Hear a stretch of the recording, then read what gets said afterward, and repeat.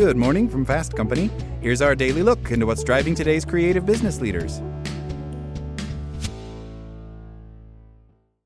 A lot of people chase bigger paychecks and fancier titles, convinced that their next role will finally make them happy. I know I did. That's why I spent years stuck in a job that on paper many would consider glamorous. But deep down inside, I knew it was toxic. I took on more and more responsibilities, kept a chaotic schedule, and bent over backwards to please my demanding boss, all because I thought that's what it took to be successful. Then I would get home and push myself more, scrolling job boards, tweaking my resume, and submitting applications. I was working around the clock, and rest wasn't an option, all because I was convinced that a new role would change everything.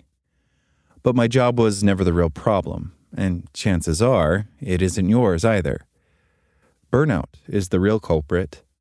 The real issue: you work too hard, stress too much, and rest too little. Of course you're struggling. As a certified health coach, I've learned that most people misunderstand what burnout actually is. They think they're just tired and in need of a good sleep or a long weekend. But really, it's chronic stress and exhaustion, and that doesn't magically disappear after a few days off. Take Headway's recent survey. 24% of people returned from the festive break feeling like they hadn't rested at all. In the early stages, burnout causes low energy and constant fatigue. Then brain fog creeps in. Your concentration drops, you become forgetful, and your brain slows, so you work harder to compensate, yet get less done and your workload piles up. You push through anyway because you don't want to fail, but that only makes things worse.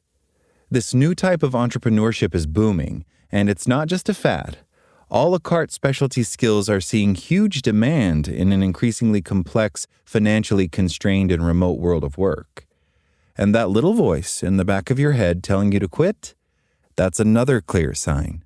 Burnout breeds cynicism, which fuels disillusionment and distrust toward your employer. When everything is awful, even your dream role can start to feel unbearable.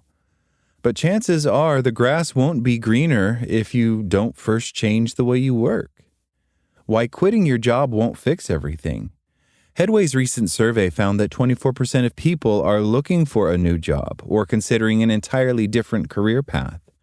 But handing in your resignation isn't always the fix you hope it to be. Starting a new role is a major life change, and 87% experience the new job jitters. You want to impress, and you're terrified of failing, so you work harder than ever. You tell yourself you'll rest once you've proven yourself. Then the thrill of quitting wears off, and you somehow feel just as drained, if you're lucky. Feeling worse off, 30% end up wishing they had never left their old role. The thing is, the job was never the issue. As human beings, we're just not meant to juggle everything and never switch off. Many of us try to do so anyway, and that is a recipe for burnout. If you're thinking of jumping roles or changing careers, try going easier on yourself first. Give yourself time to recover, and you might just realize that your workplace isn't toxic. You do, however, probably need to change how you're working. More effort isn't the answer. And that doesn't mean putting in more effort. What you really need is capacity, and you can't magically increase your brain's bandwidth by demanding more from yourself. That just drains your capacity further. This means working smarter with what you have. Start by setting boundaries and building healthier working habits. Log off at 5 p.m. Take your whole lunch break, and stop trying to prove your worth through overworking. Saying yes to everything and taking on tasks that aren't your responsibility doesn't help anyone. It only wastes energy, and as a result, you don't have as much energy for the work that you really need to do and makes the most impact. Prioritizing yourself and setting boundaries doesn't mean you care any less. It means you understand that you can't work well unless you feel well. Research shows that burnout causes the hippocampus to shrink and damages the brain's neuroplasticity. It literally reduces our mental capacity, harming everything from memory to focus and impulse control to executive function. But once you stop overworking, you should feel your brain clear and your mental capacity should grow. Don't leave burnout in charge of your career. Burnout is a way of convincing us that everything is awful and that only drastic measures, whether moving to Bali or changing careers, will help. But that's just your stress response. After fighting for so long, it's easy to see why flight feels like the only option. But you've been fighting the wrong thing. To do it, it's important to address the cause and give your mind time to recover.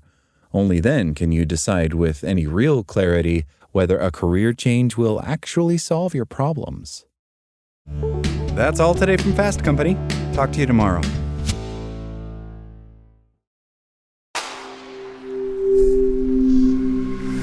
Spoken Layer.